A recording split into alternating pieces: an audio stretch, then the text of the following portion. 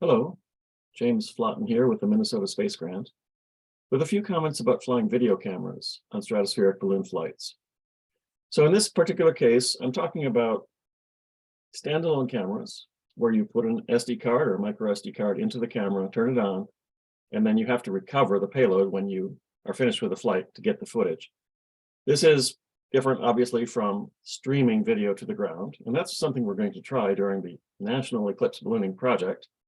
But it turns out the best footage that we're going to collect probably will come from standalone cameras, and the streamed footage will be useful and very interesting at the time of the flight, at the time of the eclipse. But in actuality, after the eclipse is over, we probably won't refer to that footage as much as we'll refer to the footage that we collect from cameras of this sort. So at least if you're doing ballooning where you recover your payloads, this is probably the way to go. On the other hand, there's other kinds of ballooning, like radiosonde ballooning, where you don't recover your payloads, and hence this doesn't make much sense. In fact, the National Weather Service is always interested in our footage because they never put cameras on their flights, because their flights, they don't recover them. Anyway, here's what I'd like to do. I'd like to talk about some things to do and to watch out for with respect to putting video cameras on stratospheric balloon flights, look at a few cameras that I actually use, and make some comments about how to try to steady the platforms, steady the payloads, so that the footage that you take is actually watchable. If you have footage that's spinning or swaying very violently, it's not very high quality footage, even if the camera is doing a good job. So you want a steady platform, and that can be hard to achieve. So I'll give you some comments about that as well. Let me share my screen and just show you some streamed footage from an actual eclipse flight, just to make some comments about this. So here we go. Perhaps a little bit hard to tell on this recording, but this is rather low resolution footage. On the other hand, it's fairly well stabilized, and as the payload slowly turns, the eclipse shadow comes into view, and that's very cool. On the other hand, we had other cameras on this same flight, and mostly we spent time after the fact looking at that footage rather than at the streamed footage, just because of the resolution quality. Also, just kind of a heads up, if you do too well on stabilizing your platform, you might end up with your camera pointing in the wrong direction, like right now. This camera is not pointing toward the eclipse, and if all of our footage had been in this direction, it would have been a very disappointing result. Okay, let's take a look at a few slides from a presentation I gave at AHAC 2022. The Academic High Altitude Conference in 2022. I won't go through the whole presentation, but you certainly could look up the recording if you'd like to. But here's some things to watch out for, things that can go wrong. This is not an exhaustive list, but things that have happened to me, shall we say. So temperature. It turns out that cameras, for the most part, don't care about the low pressures associated with flight, but they do almost always care about the temperatures. Usually cameras don't like to get too cold. And every once in a while, cameras also don't like to get too hot, and some cameras get so hot in their normal running that they will overheat. So you got to watch for getting too cold and getting too hot, and the solutions to those two things are actually completely different. So you have to watch out for cameras overheating, in particular before you launch, and getting too cold during a flight. The picture on this particular slide actually shows the view of a camera that was looking out from inside of a payload where it was being kept warm. That was a good idea. But the people who flew this flight put a plexiglass window to cover the opening so it wouldn't get so cold in their box, and that was a bad idea. And the reason is the window fogged up. And so even though the camera was doing fine, the footage was terrible, frankly. So that's something to watch for. And I already mentioned the fact that if you have lots of swinging and swaying, that can make the footage difficult to interpret. And then, of course, you have to make sure that you have everything tied down really well, and preferably tied down in such a way that you don't see the tie points, like the zip ties, in the camera footage itself. That can be a little bit tricky. The times during the flight when you experience the most violence usually are just after burst and when you hit the ground. And so if you were to lose a camera just after burst, it's never coming back. But if you lose a camera when you hit the ground, bad idea, but make sure you count all of your parts, including all of your cameras, after you recover your payloads. And if something happens to be missing, look around just in case it's nearby. You also have the possibility of SD cards becoming corrupted. That's sort of unavoidable. It might be related to radiation levels in the upper atmosphere, although that's not a common occurrence. But this kind of suggests that it might not be a bad idea to have more than one camera, just in case you have only one camera and you lose some or all of the footage. Also, cameras have a tendency to take footage for a few minutes, save it, take a few more minutes, save it, a few more minutes. So sometimes you will get all the footage except for the last file. And especially if the last file is hitting the ground or even after landing, then you pretty much got the whole flight. So that's good. I'm not going to take time to actually follow these particular links, but I will follow some links showing some more footage in a moment. So here are some general suggestions. First of all, you have to make sure your camera actually works. In this case, it has to work for the duration of the flight, and it also has to work in the conditions of the flight. So the duration of a typical balloon flight, at least the way we do it, is usually about 2 to 2.5 hours. And since you can't turn on your camera usually at the very, very last moment, but you have to turn it on and then seal up the boxes, I usually say 3 hours is the limit. Make sure your cameras can run for 3 hours. This means you have to choose the right memory and the right resolution to have 3-hour runtime. That's quite possible. And you also have to choose a camera that can actually run for 3 hours, and that's almost impossible, unfortunately. It turns out that the built-in batteries on most video cameras, including the one I just showed you, this happens to be a light dow camera, here's a GoPro camera, they have this same problem. They don't run for 3 hours. They don't have a big enough battery. So you need a camera that you can plug in an extra battery pack and have it record while it's plugged in. And some cameras, all cameras can be charged, but not all cameras can actually record while they're being charged. So that's one thing to watch for. Also, just make sure you understand whether your camera is finicky to getting cold by doing cold tests on the ground, or finicky to getting warm. And if that's the case, make sure you don't turn it on perhaps too far in advance of the flight so it doesn't overheat. Keep it in the shade if it happens to be a sunny day, things like that. And then I already mentioned, my recommendation is stay away from having cameras look out through windows that might fog up. A better approach, although you can sometimes get fog inside of a camera, and if that happens, I don't know how to fix that, other than maybe put the camera into a desiccant between flights or something like that. But that doesn't happen often, to me at least. But fogging of windows happens a lot, and I don't know how to fix that either. And so I would recommend skip the window and just have the camera look out through a hole in the side of the payload. Keep the camera inside to keep the camera warm, but let it look out and expose as little of the camera as is practical to the outside temperatures, but don't have anything that prevents the outside temperatures from actually touching at least the lens of the camera. Okay, so let's take a look at the cameras that I have with me. So here are 3 cameras, and I'll talk about each of them in turn. Notice that they're black. I'm not sure if that's coincidental or not, but basically their cameras are black. That just means they're a little hard to photograph. This particular camera is called a light dow 4000 or LD 4000.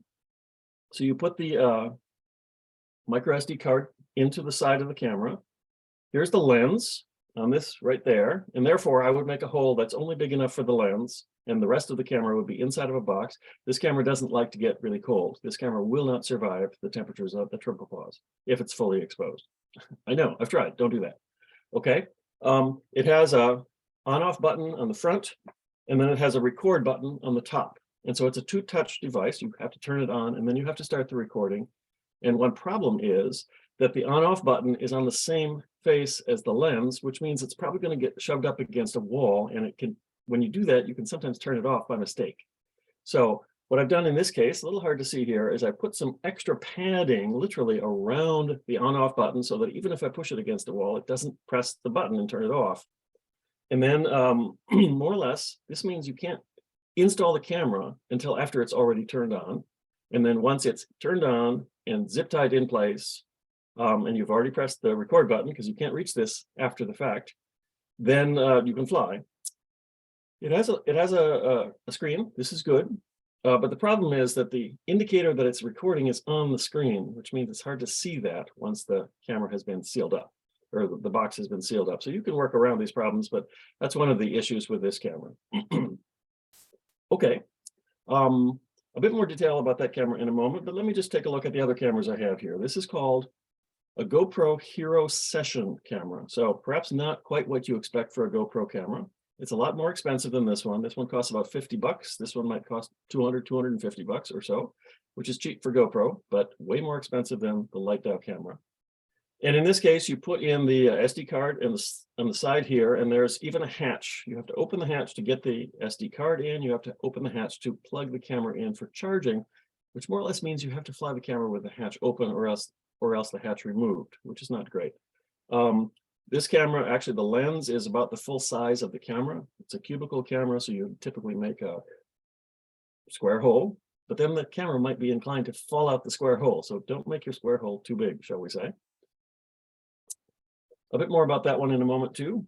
But let me look at this final camera that I have with me. This happens to be called an Insta360 1RS. So Insta360 is a brand, I guess, and 1RS is one of their cameras. There's also an Insta360 and there's an Insta360 other cameras too. This is the only one that I've played with, and it's actually two cameras. So basically I can see a lens on this side, a lens on this side, and this particular camera comes with two lens sets, and so I'm using the 360 lens set as opposed to the 4K lens set, I think is the other one is called, which means that there's actually overlap in the footage from the two sides, and then it will stitch these things together, and it does so very effectively. So I'm very impressed with the software that comes with this one. And this one actually is sitting on the end of a selfie stick. So here's the selfie stick, there's my hand. Okay, and this one, unlike the other two, tends to overheat. The other two tend to not want to get cold. This one tends to get too hot. So flying it on the outside of a payload on the end of a selfie stick actually works, which is good. And the reason is if you had to put this camera inside of a box, the box itself or the presence of a box nearby would obstruct the view to some degree, and that would be sort of defeating the purpose of having a 360 camera. The other thing that I have on my table here is a battery pack. So this is an example of a battery pack. This happens to be an Anchor battery pack. And so this is the kind of battery pack I would literally plug any of these cameras into just to soup up its battery capacity.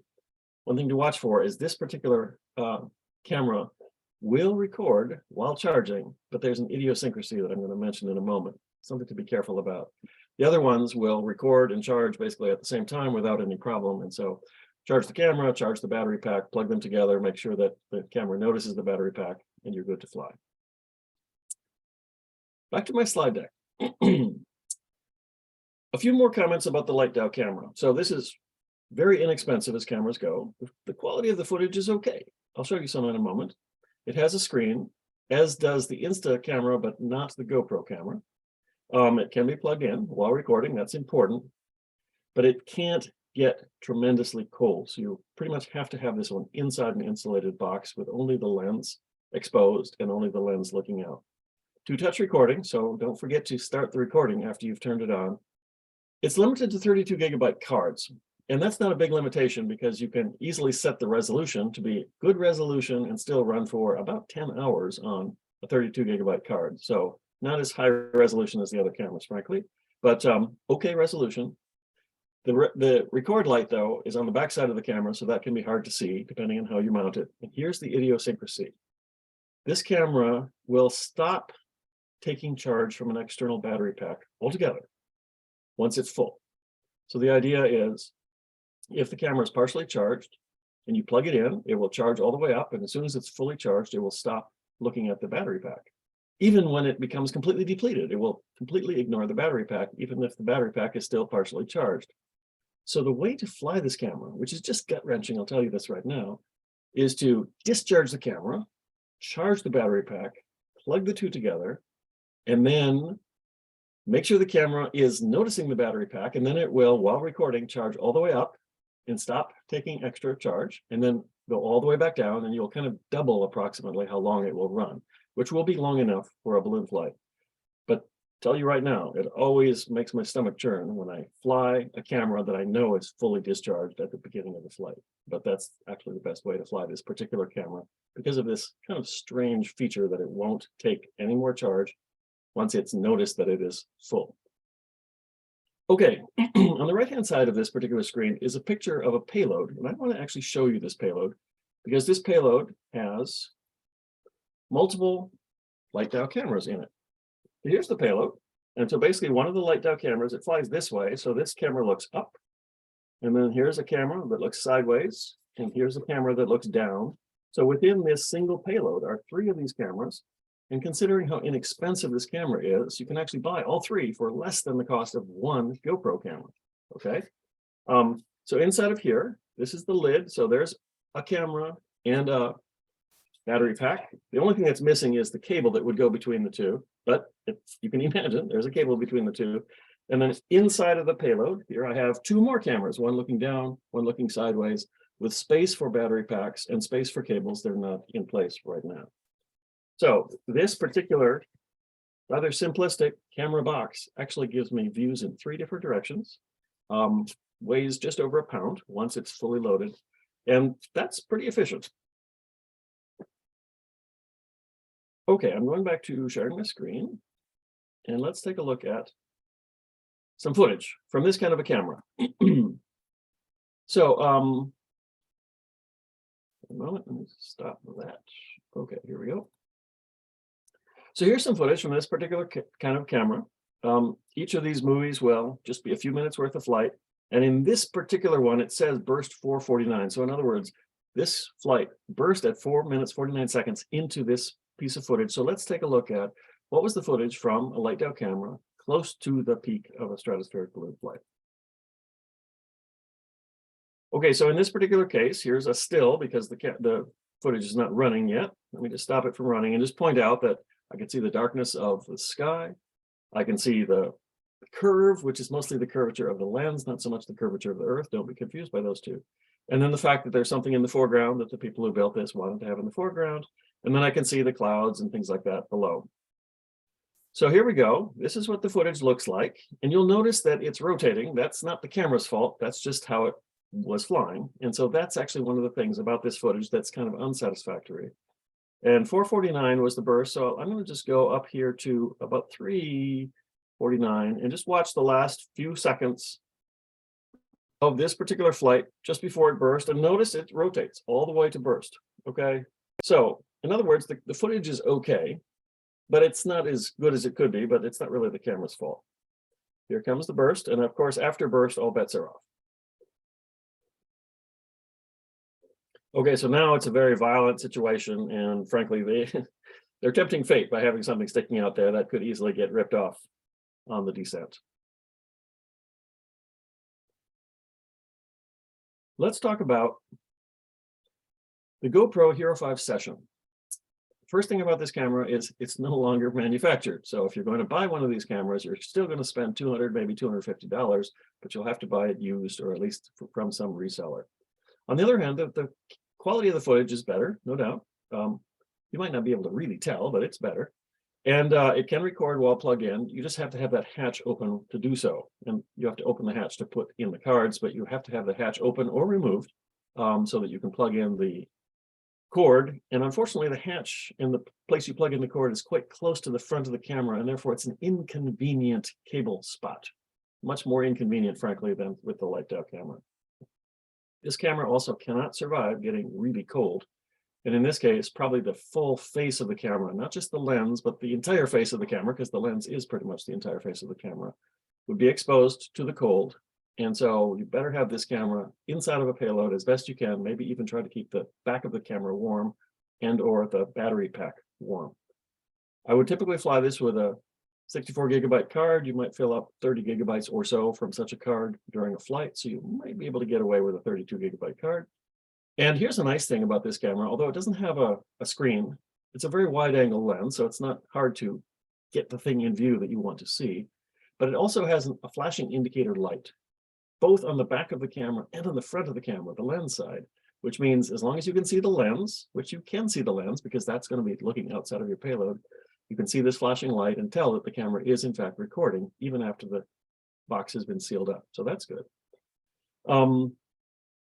The picture that I have here shows how this thing has been attached inside of a box. A little hard to see, and so I'm going to stop sharing and show you a box that I happen to have nearby. Okay, so here's another camera box, and it has that camera plus a battery pack and also no cable. But if I look at the camera, you'll see that the camera is actually lashed to a piece of MDF, medium density fiberboard, which has been laser cut with a hole to match the lip of the camera. So frankly, the camera has a size, and then slightly inside of the full size is the lip. And so in this case, the MDF is much bigger than the opening in the side of the box, but the MDF can't fall out, and the camera is on the inside from the MDF. It's lashed to it with string, and then the MDF itself is what's zip tied to the box. So this camera is particularly hard to mount because the zip ties tend to go in front of the lens, but this idea of putting it onto this extra board really works quite well. So I'm pleased by this particular mounting mechanism. And if I look closely at the very side there, I can see that the hatch is open. That's where the cable would have to plug in. And so this is another thing. The MDF keeps the thing from penetrating into the wall. And so since it's not penetrated into the wall, I have the option of having that hatch open. Let's take a look at some footage from this kind of a camera.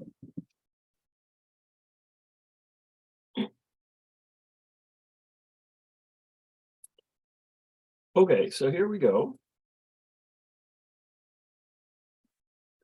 Here's some footage from one of those GoPro Session Hero 5 cameras. My apologies that the footage is sideways. That's just how it was mounted. And again, you'll notice it's a fair amount of rotation, but it turns out that the resolution here is quite a bit higher than that other camera. And once in a while, it seems fairly stable, and then it starts to rotate again. On the other hand, if I were to pause this, when something interesting is in view, there it is. Okay, I can see the clouds really quite nicely. And so again, the curvature you're seeing here mostly is the curvature of the camera lens, not so much the curvature of the Earth. But this is actually pretty good quality footage with a couple of caveats. One is that this thing is at the back of a hole that's not beveled, and it wasn't beveled in part, so the zip ties would have something to grab onto. But the fact that it's not beveled means that I can see the hole, the sides of the hole on the edges of the footage here. And so this isn't quite as effective using the wide angle view of the camera quite as much as one could imagine. Let me stop this. Go back to my slides and talk about the third camera I happen to have with me.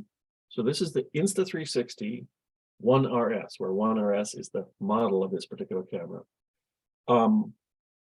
If the light down camera costs $50, maybe, and the GoPro camera costs $250, maybe this camera costs 600 or better bucks. Okay, so this is very expensive, relatively speaking. It does have a screen. The screen is on the back, or on one side, shall we say, because this has lenses on front and back. And this one can record while plugged in. That's important. And it gets hot. So make sure that you don't turn it on any too soon, and keep it fully exposed, because it actually kind of likes to be in the fully exposed condition. I mounted on a selfie stick. I already mentioned that. And then the software actually erases the selfie stick, which is pretty neat. And then there is software, it comes, it's free with the camera. The camera's not free. And that stitches together the footage. And then you can either look at it in 360 mode, or you can choose bits and pieces of the 360 mode stuff and put it into sort of standard mode, where you've lost some of the information, but at least the files aren't so huge. It does a really good job of stabilizing the footage. I'll show you some footage in a moment. But it's not only very expensive, but you have to buy a pretty expensive card. It turns out this will produce, in a typical 2.5 hour balloon flight, maybe 100 gigabytes worth of footage. And therefore you need really 128 gigabyte card at least. You could go bigger than that, in fact. And then, like I said, it runs hot. So this thing will tend to turn off even before you launch if you aren't careful. Turn it on as late as you dare, is my claim.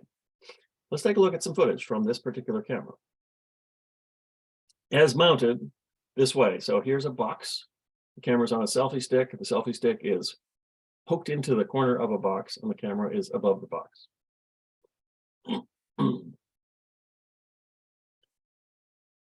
So here's a bit of footage, about 1.5 minutes. I'll play the whole thing. Okay, so there is the box. The selfie stick is in the box, but I don't see the stick at all. Even once in a while, I can see the entire box, and I still don't see the selfie stick.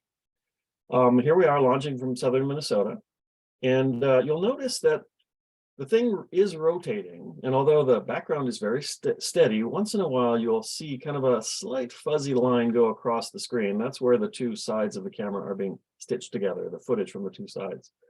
So here we have it. We're above the clouds. And so what the student who chose to extract a fraction of this video did is he took the camera looking down. He then chose some footage that was looking sideways, and then he went all the way around the horizon.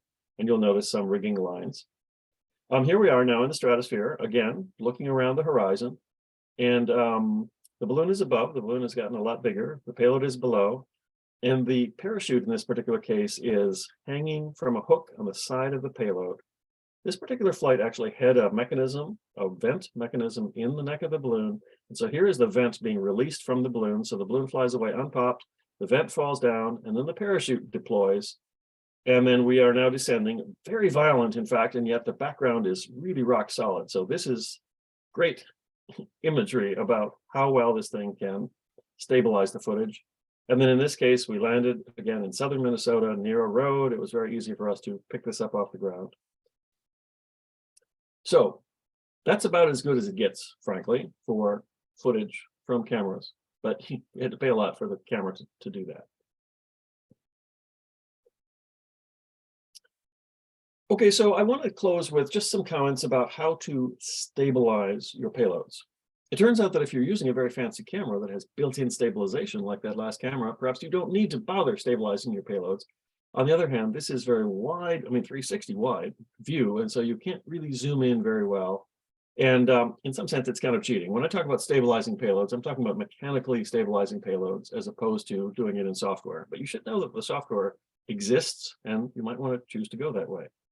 When we flew in the eclipses of 2017, we actually spent a fair amount of time, my team, trying to figure out how to keep things from rotating in particular. And here's something we came up with. We call this, well, it's a plug. So essentially the balloon goes over here. And since this is plugged, that will serve, then we wrap the balloon around here, that will serve to seal the balloon. This is just a piece of thin wall PVC. But what I have here is I have some carbon fiber booms, they're fairly short, with strings that hang down from them, okay? And so what I'm gonna do is I'm going to actually have a main line that comes from the balloon past this device, and everything hangs weight-wise on the main line, but these extra lightweight strings are going to keep the things below it from rotating, especially if the things below it are pretty close. So in other words, we mounted our first payload about this high. It wasn't, 5 feet down, 20 feet down. It was about 6 inches down. Let me show you a picture of what that looks like. Back to my slide deck here.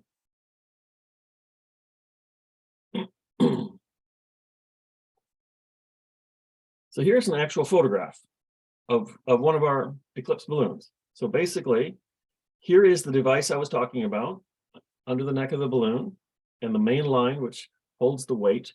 And then these outside lines, which happen to be pretty lightweight, call those just anti-rotation lines. They weren't holding the weight, they were just keeping the things below it from rotating. The key here is balloons stop rotating, usually at altitude, and therefore if you can grab onto them really tightly, then you will stop rotating too. So one of the things to avoid, if you're trying to avoid rotation, you want to avoid ever having a single line, because a single line, like a single line from a balloon to a parachute, for instance, above a parachute, typically you have a single line, a main line. But there's no way for that main line to prevent the things below it from rotating with respect to the things above it. If the things above it are not rotating, the things below it often still are, especially if you're ascending, because when you're ascending, you still have a lot of airflow passing you. Even though you move sideways with the wind, you have this wind associated with the fact that you're going up at 1,000 feet per minute, and that's a persistent wind, and that wind can cause, there can be a wake underneath the balloon, which can cause sort of turbulent motion. And even if it wasn't turbulent, this can actually drive the payloads to be swinging and swaying, especially in this particular case, rotating. So this is what it looks like. Let me go back and show you another one I have with me. This happens to date back to 2017. So here's the remnants of a very old balloon. Here is where we sealed the balloon. Here's where we attached strings to the balloon. Okay, so there's a piece of PVC inside of there that we have strings attached to, and there's my main line right there. So that's what the weight hangs from. But then what we did is we stuck this thing into the balloon. It's capped at the top. We sealed it with tape around there, and then these extra lines are to prevent the things below it from rotating, even though the weight is mostly on this. One thing this does, though, is it complicates cutaways. In other words, now I have 1, 2, 3, 4, 5 strings or so. And if I'm going to try to sever the balloon from the things below it, I will tell you right now, you have to now sever 5 somehow, the connection between 5 strings and the balloon, not just 1, and that can be complicated. I already showed you a little footage from this kind of a device, the footage at the very beginning. So an eclipse footage, an eclipse balloon flight footage, And it was okay. In other words, we did manage to quash the rotation quite a bit with this kind of a device. Maybe we got lucky, but let me show you a completely different way to try to quash rotation. I mentioned in the discussion a moment ago about the 360 camera that there was a vent in the balloon, something that could allow helium, in this case we were using helium lift gas, out of the balloon to stop it from going up. In that particular flight, we didn't actually have the vent open enough, so it was still going up when it terminated and let go of the balloon. But if you actually manage to float your balloon so it doesn't go up, then in fact things can get quite quiet. And here's my evidence to that effect. Let me go back to the GoPro. I showed you some footage from a flight while it was still going up, but this flight had a vent on it. And so while it was going up, before it had vented. On the other hand, GoPro footage again, here is what it looks like once I'm able to achieve float condition.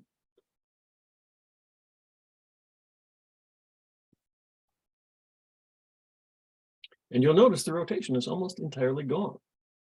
Same camera, same flight, but not moving vertically anymore. And let me go 12 minutes forward in this same flight. So here we go, 12 minutes further down. Almost no rotation at all. This one says cut at 8:23, so I'm just going to go forward to 8:20 or so. So we're eight minutes in. So here are the last 20 seconds of this flight. Very steady. Okay. Let me get the timer back up. So here we're at 8:07. Of course, once we cut, in this case, the balloon doesn't burst, but the balloon is released. And so then it will start to fall. And the parachute is supposed to deploy. And in this particular case, the parachute didn't do the right thing. So here comes the cut. And here comes the parachute. So in other words, the parachute sort of got tangled on top of the payload and didn't actually open up and slow me down right away. Eventually the parachute, let me just go farther in. So now the parachute is farther away, still somewhat tangled, but at least it's not just sitting on top of my camera lens. But more or less, consider this a completely different and more complicated, frankly, way to improve your stability. Just stop moving. If you're in a dead calm condition, this is not only dead calm with respect to sideways motion, but also with respect to vertical motion. Then in fact, anything that has a tendency to be swinging and swaying and rotating will die away. Maybe not right away. And the reason is there's not a lot of air, and hence it maybe is friction with the air that causes things to die away, shall we say. Air scoops are something that people talk about, but they really don't work very well at altitude because there's so little air. But as long as you give it enough time, maybe a few minutes of really not moving hardly at all vertically and moving with the winds horizontally, you can actually, at least this evidence shows, it's possible to come up with a very quiet condition and hence give your cameras the opportunity to do their best work. But as I warned before, if you're not looking in the right direction, so if at the moment that you do this, you manage to calm the thing down, and there was something very specific you wanted to see, like an eclipse shadow, and you're looking east and it's to the west, you're going to miss it. So you might say, oh, if we're going to work on anti-rotation or stabilization, we might need to couple that with some ability to point the cameras. Maybe not quickly, but at least point the cameras gently to the east or gently to the whatever direction you want. Or here's a completely different approach. Figure out a way to capture the view in all directions. That might mean 4 cameras or something like that, one pointing in each of the directions so that the thing that's to the west is at least in view of one of the cameras. And then if you can settle them down, I'm not sure which camera will capture it, but at least one of them will capture it. So some ideas for photography on balloon flights. I wish you well.